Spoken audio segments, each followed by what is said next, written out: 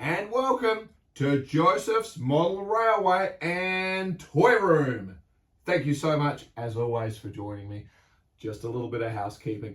You don't need to worry about liking, following, or subscribing to any of the videos that I put out there. I just put them out there where I can and have a holly jolly great time doing so. Now, we're getting to the pointy end of the year, and as always, things get exceptionally busy for me. So I get limited time in not only being in this wonderful room and working on the model railway and all my other wonderful projects I can't wait to be sharing with you, but there's the other half of shooting the videos and of course editing them. And as a result, it all does take time. So sometimes, like this video, there'll be some quick little ones so I can still join you. And we just sort of fill in the blanks with a few things, with a few key models that are around the room that you constantly see in videos and always go, I wonder what that's all about. And rest assured, there's a story behind everything, and one day we'll get to them all. So today is a new addition to the room that I have finally managed to get my hands on, and I couldn't be happier about it. So basically, what we're going to just talk today is basically the Formula One Grand Prix, the absolute pinnacle of motorsport racing. And it goes without saying, growing up, always a big fan to see it. And a lot has changed as the years keep going on. But one thing hasn't changed, and that is identifying these vehicles out there on the racetrack. Now, of course, during the time that I grew up, the cars were often sponsored by a lot of the big tobacco companies and things like that, and we saw all of their advertising on there. So for me, that's pretty much in the back of my head. Due to some laws being changed, obviously, we don't quite see that effect that we used to, although of course sponsorship and branding is still very much part and part. It's a highly prized spot to have your name, logo somewhere on a Formula One car. So we're not going to go talking about cars today specifically. We're not going to talk about the wonderful drivers and all the other stuff that goes with Formula One. I'm just talking to you about, in my opinion, my personal favorite artwork that was featured on any one of the cars. Okay, let's start the journey now, shall we? So basically, I'm just going to throw up a few images here of some pretty iconic Formula One cars that we've seen certainly over the past 50 or more years. And we've seen everything in the technology change in Formula One racing, up to and including different tracks that we don't see anymore. Of course, growing up in South Australia, we were fortunate enough that the Grand Prix was actually in Adelaide, South Australia. And of course, the racetrack still does exist, and they do V8 supercars and other events like that there. It was a bit of a special occasion when the Formula One cars did come to Adelaide. It's a wonderful street circuit and tremendous scenery. So let me go back all the way to effectively my beginning as I remember it, up to and including one of my very first slot car tracks that I ever owned, which just so happened to feature this magical Lotus with the John Players Special tobacco brand on it in the beautiful black and gold. Of course, let's also take a special moment here to remember one of the most iconic of all Formula One cars, which we're going to talk about in another video, which overlaps with the Transformers, which of course has to be the Tyrrell P34, the six-wheeled Formula One car. It's a story for another day, of course, but how iconic is the blue and white advertising on this? We, of course, will keep trundling along now. I'm a big fan of the United Colors of Benetton. So of course, when we did see the green and particularly Sauber Racing reintroduced it again, it just always looked good. It goes without saying, how could we forget partnership of Alain Prost and Ayrton Senna in the Marlboro red and white. Probably the most iconic of all Formula One branded advertising ever, I would think. Of course, we move over to Williams Racing and the likes of Nelson Piquet and Nigel Mansell, and of course the legendary Canon logo on the back spoiler. Then it was of course McLaren. I particularly like this one on the McLarens with the Emirates Airways logo on the back spoiler. Of course the iconic red of Ferrari, which has just become the mainstay, and their partnership with Shell, and up to and including something very, very recent, which, as you know, I have a thing for green, and somehow this green pops more than anything on this particular vehicle. So we could go on and on and on. But girls and boys, ladies and gentlemen, here we are at the end of the video. Well, that was awfully quick. No, there is a point to it. And that is because, for me, it has to be all about this.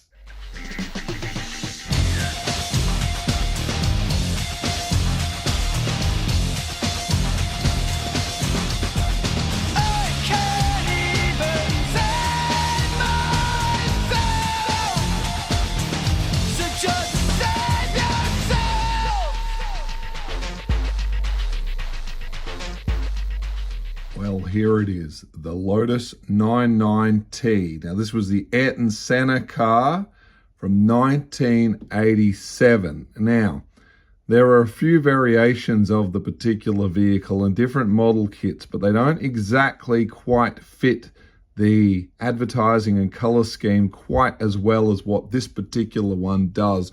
And again, it's not a model I would certainly be trying to build myself or anything like that. And as you can see, there's really nothing too amazing about the model packaging itself. The usual scribing across the bottom, and the model is by DeAgostini, if I'm not mistaken on that one. Now, let's just take the lid off for a moment. Don't expect a great big collection of these particular Formula One cars in this room per se, but this one in particular is special because of the color.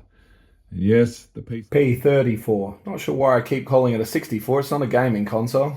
So of course we've just got this nice hard shell on it with the card on the back, which of course is in Japanese in this particular situation, but obviously just talking about the world champion 88 through to 91 and the wins at the different Grand Prix. Let's just have a quick look. But here is the model. I'm not going to unscrew it from its base. I like the little extra detail that they've created in the base. In fact, even the ripple strips raised, which is exactly what I do. We're going to talk about that in another video and another diorama later on.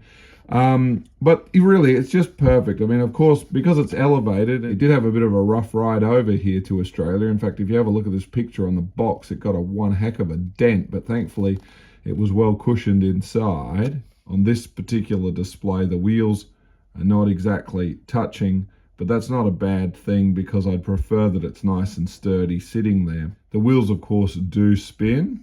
And of course, you can see that's joined on the other side too. I think it's so you can literally get the pose you want with, if you want Goodyear at the top, or if you're someone that prefers to have Eagle at the top, or however you like this to look, so be it. Excellent detail. Of course, we do have the red safety light at the back there, and some excellent detail there in the artwork, as you would no doubt expect from a model of this caliber. We've got the Philips logo on there, we've got DeLonghi, Honda, you've got the Brembo brakes there, all the advertising for that. Obviously Camel cigarettes, which was obviously one of the more popular brands at the time. The detail is just extraordinary, up to, and let's not forget, our communications antenna, and also at the front, I believe there's an antenna at the front. I always have trouble getting a good shot of that just here, and I can't recall what this little section was for. And of course, these are the PEE-TOE tubes, of course. If you'd like to check them out, I'll leave the link to a comprehensive video that will explain it. These tubes are often used and found on aircraft, give an accurate reading of the speed. And a special thanks to Peter Oxley from the YouTube channel at Oxley-Modelling-Lab, who not only goes through a detailed step-by-step of one of the giant 1 to 12 kits you can build, but also have the additional literature to reinforce what I needed to find, and was a great resource. Thank you so much, sir. Anyway, it's an absolutely impeccably well detailed model. I just think that color scheme really does pop sitting on a shelf. That's something else to have.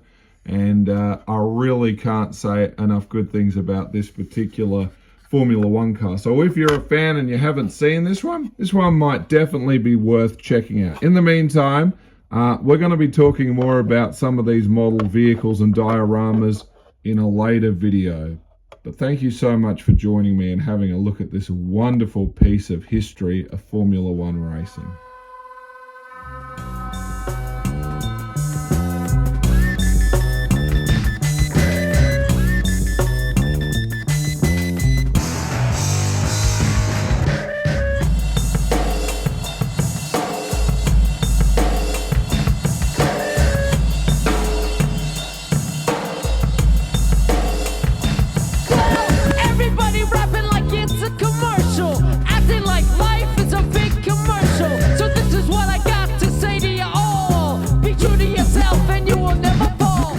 So there it is. Now, I don't mind telling you that I've never smoked anything in my life other than a chicken wing, and I've certainly never been higher than fixing my own TV antenna. So that's just the lifestyle I've chosen. However, I really do miss the beautiful branding and advertising that the tobacco agencies with their deep pockets were certainly putting out there. And of course, the message was to get a generation into smoking. While that may not have worked for me personally, it didn't stop me from appreciating what good branding was, and particularly the color schemes and everything that goes into creating this Las Vegas vortex of drawing people in. Maybe one day that's something I could do to my channel and draw people in.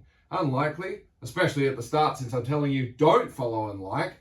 But for those of you that do, you know the story now. We're going to wrap it up. Thank you so much, as always, for joining me. I hope you've enjoyed this little snapshot into the colourful advertising history of Formula One racing. And I can't wait to see you in the next one. Stay safe. Toodles!